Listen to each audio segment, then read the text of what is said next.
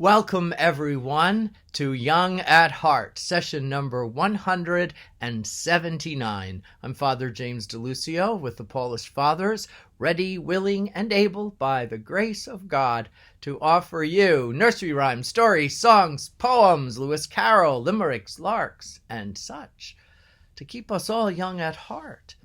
I thought, this being Thanksgiving weekend, the year of our Lord, 2020, I would offer a series over the next 3 events to offer a longer story, one of my favorites, but not my most favorite. This is called The Thanksgiving Visitor by Truman Capote. And let's begin. Talk about mean. Odd Henderson was the meanest human creature in my experience. And I'm speaking of a 12-year-old boy, not some grown-up who has had the time to ripen a naturally evil disposition. At least, Odd was 12 in 1932, when we were both second graders attending a small town school in rural Alabama. Tall for his age, a bony boy with muddy red hair and narrow yellow eyes, he towered over his classmates. He would have in any event, for the rest of us were only 7 or 8 years old. Odd had failed first grade twice and was now serving his second term in the second grade. This sorry record wasn't due to dumbness. Odd was intelligent. Maybe cunning is a better word. But he took after the rest of the Hendersons. The whole family. There were 10 of them, not counting Dad Henderson, who was a bootlegger and usually in jail, all scrunched together in a 4-room house next to a Negro church. The whole family was a shiftless, surly bunch, every one of them ready to do you a bad turn.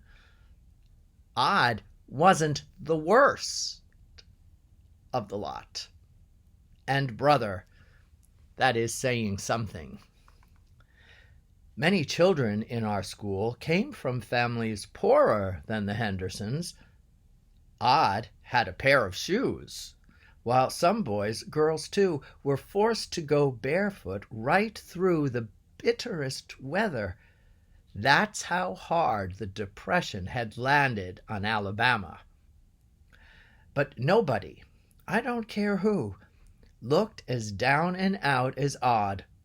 A skinny, freckled scarecrow in sweaty, cast-off overalls that would have been a humiliation to a chain gang convict.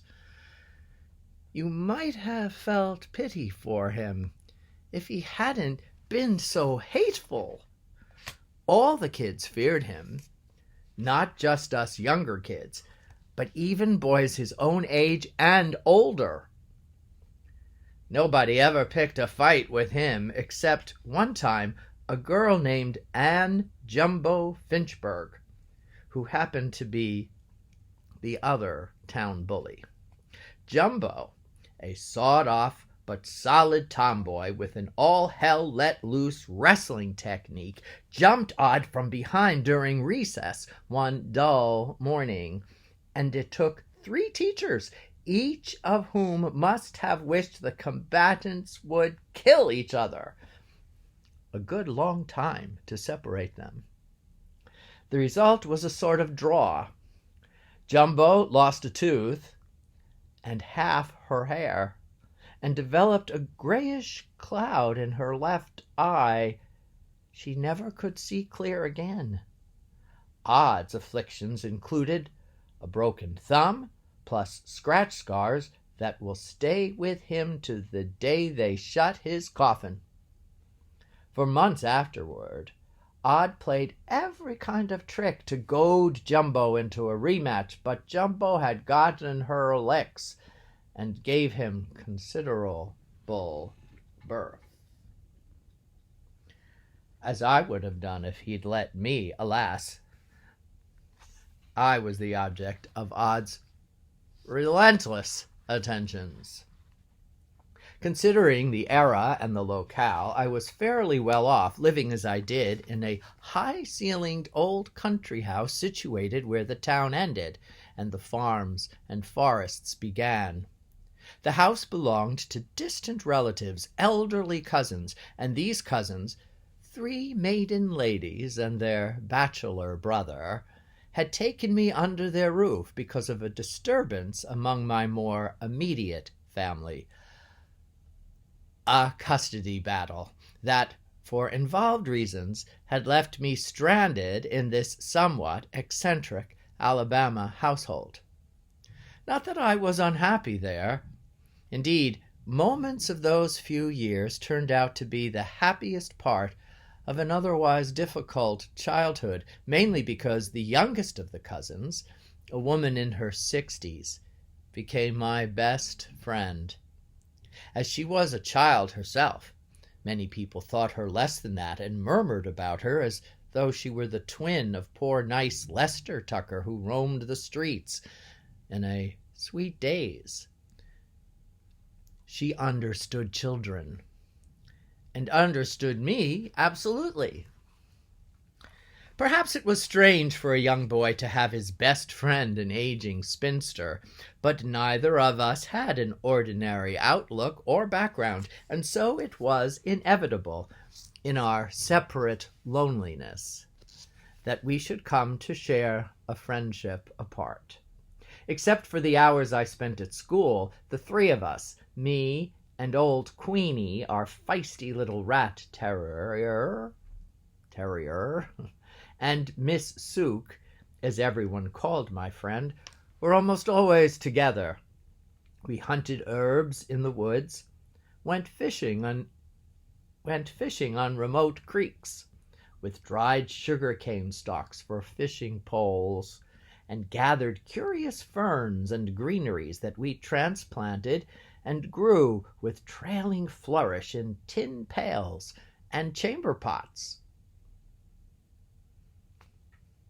Mostly, though, our life was lived in the kitchen, a farmhouse kitchen dominated by a big black wood-burning stove that was often dark and sunny at the same time. Miss Sook, sensitive as shy Lady Fern, a recluse who had never traveled beyond the county boundaries, was totally unlike her brothers and sisters, the latter being down-to-earth, vaguely masculine ladies who operated a dry goods store and several other business ventures. The brother, Uncle B, owned a number of cotton farms scattered around the countryside because he refused to drive a car or endure any contact whatever with mobilized machinery. He rode horseback, jogging all day from one property to another. He was a kind man, though a silent one. He grunted yes or no, and really never opened his mouth except to feed it. At every meal he had the appetite of an Alaskan grizzly after a winter's hibernation, and it was Miss Sook's task to fill him up. Breakfast was our principal meal, midday dinner except on Sundays, and supper were casual meals often composed of leftovers from the morning. These breakfasts, served promptly at 5:30 a.m., were regular stomach swellers. To the present day, I retain a nostalgic hunger for those cock-crow repasts of ham and fried chicken, fried pork chops, fried catfish, fried squirrel in season, fried eggs, hominy grits with gravy, black-eyed peas, collards with collard liquor and cornbread to mush it in, biscuits, pound cake, pancakes and molasses, honey in the comb, homemade jams and jellies, sweet milk, buttermilk, coffee chicory flavored and hot as Hades. The cook, accompanied by her assistants, Queenie and myself, rose every morning at 4 to fire the stove and set the table and get everything started. Rising at that hour was not the hardship it may sound. We were used to it, and anyway, we always went to bed as soon as the sun dropped and the birds had settled in the trees.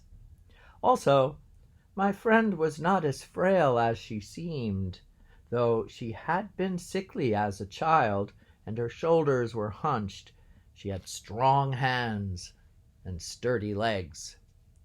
She could move with sprightly, purposeful speed.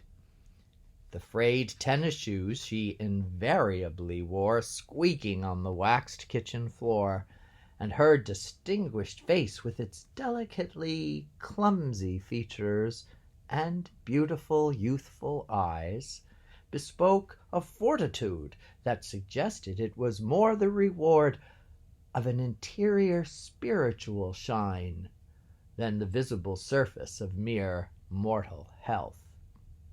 Nevertheless, depending on the season and the number of hands employed on Uncle B's farms, there were sometimes as many as 15 people sitting down to those dawn banquets. The hands were entitled to 1 hot meal a day. It was part of their wages. Supposedly, a Negro woman came in to help wash the dishes, make the beds, clean the house, and do the laundry. She was lazy and unreliable, but a lifelong friend of Miss Sooke, which meant that my friend would not consider replacing her and simply did the work herself. She chopped firewood, tended a large menagerie of chickens, turkeys, and hogs, scrubbed, dusted, mended all our clothes. Yet when I came home from school, she was always eager to keep me company, to play a card game named Rook, or rush off on a mushroom hunt, or have a pillow fight, or, as we sat in the kitchen's waning afternoon light, help me with my homework. She loved to pore over my textbooks, the geography atlas especially. "Oh, Buddy," she would say, because she called me Buddy. "Just think of it, a lake named Titicaca. That really exists somewhere in the world."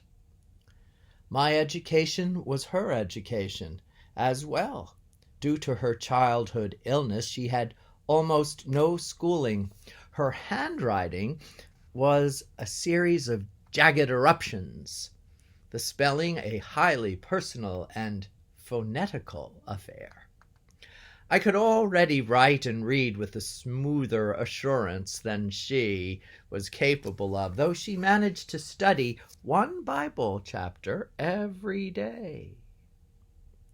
And she never missed Little Orphan Annie or the Katzenjammer Kids comics carried by the Mobile paper. She took a bristling pride in our report cards. "Gosh, Buddy, 5 A's! Even arithmetic! I didn't dare to hope we'd get an A in arithmetic." It was a mystery to her why I hated school, why some mornings I wept and pleaded with Uncle B, the deciding voice in the house, to let me stay home. Of course, it wasn't that I hated school. What I hated was Odd Henderson. The torments he contrived. For instance, he used to wait for me in the shadows under a water oak that darkened an edge of the school grounds. In his hand he held a paper sack stuffed with prickly coggleburs collected on his way to school.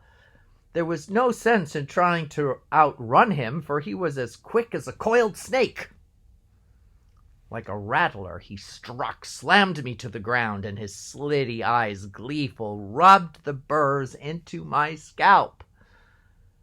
Usually a circle of kids ganged around to titter or pretend to. They didn't really think it was funny. But Odd made them nervous and ready to please. Late, Hiding in a toilet in the boys' room, I would untangle the burrs knotting my hair. This took forever, and always meant missing the first bell. Our second grade teacher, Miss Armstrong, was sympathetic, for she suspected what was happening, but eventually, exasperated by my continual tardiness, she raged at me in front of the whole class. "Little Mr. Big Britches, what a big head he has, waltzing in here 20 minutes after the bell, a half hour." Whereupon I lost control. I pointed at Odd Henderson and shouted, "Yell at him! He's the one to blame! The son of a bitch!" I knew a lot of curse words, yet even I was shocked when I heard what I'd said resounding in an awful silence, and Miss Armstrong, advancing toward me, clutching a ruler, said, "Hold out your hand, sir. Palms up, sir." Then, while Odd Henderson watched with a small citric smile, she blistered the palms of my hands with her brass-edged ruler until the room blurred. It would take a page in small print to list the imaginative punishments Odd inflicted, but what I resented and suffered from most was the sense of dour expectation he induced. Once, when he had me pinned against a wall, I asked him straight out what I had done to make him dislike me so much. Suddenly he relaxed, let me loose, and said, "You're a sissy. I'm just straightening you out." He was right. I was a sissy of sorts, and the moment he said it, I realized there was nothing I could do to alter his judgment, other than toughen myself to accept and defend the fact.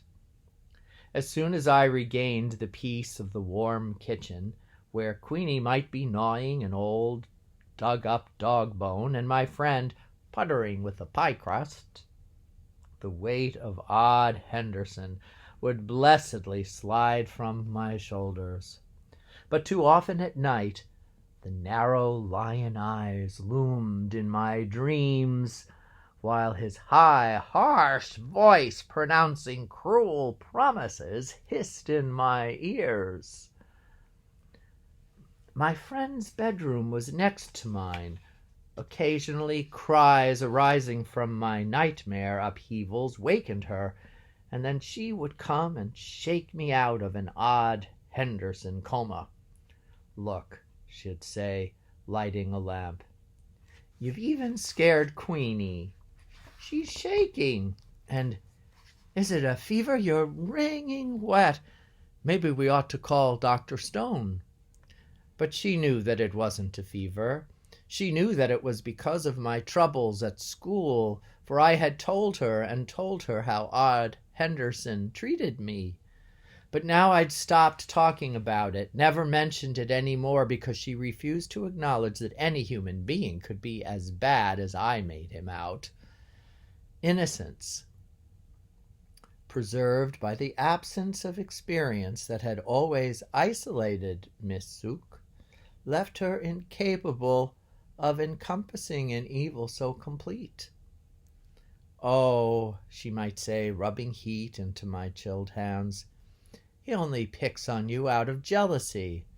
He's not smart and pretty as you are." Or, less jestingly, "The thing to keep in mind, buddy, is this boy can't help acting ugly. He doesn't know any different. All those Henderson children have had it hard, and you can lay that at Dad Henderson's door. I don't like to say it, but that man was never anything except a mischief and a fool. Did you know Uncle B horsewhipped him once? Caught him beating a dog and horsewhipped him on the spot. The best thing that ever happened was when they locked him up at State Farm. But I remember Molly Henderson before she married Dad Henderson. Just 15 or 16 she was, and fresh from somewhere across the river. She worked for Sade Danners down the road, learning to be a dressmaker. She used to pass here and see me hoeing in the garden. Such a polite girl, with lovely red hair, and so appreciative of everything. Sometimes I'd give her a bunch of sweet peas or a japonica, and she was always so appreciative. Then she began strolling by arm in arm with Dad Henderson, and him so much older, and a perfect rascal, drunk or sober. Well, the Lord must have his reasons, but it's a shame. Molly can't be more than 35, and there she is, without a tooth in her head or a dime to her name. Nothing but a household of children to feed. You've got to take all that into account, buddy, and be patient. Patient? What was the use of discussing it? Finally, though, my friend did comprehend the seriousness of my despair. The realization arrived in a quiet way, and was not the outcome of unhappy midnight wakings or pleading scenes with Uncle B. It happened one rainy November twilight, when we were sitting alone in the kitchen, close by the dying stove fire.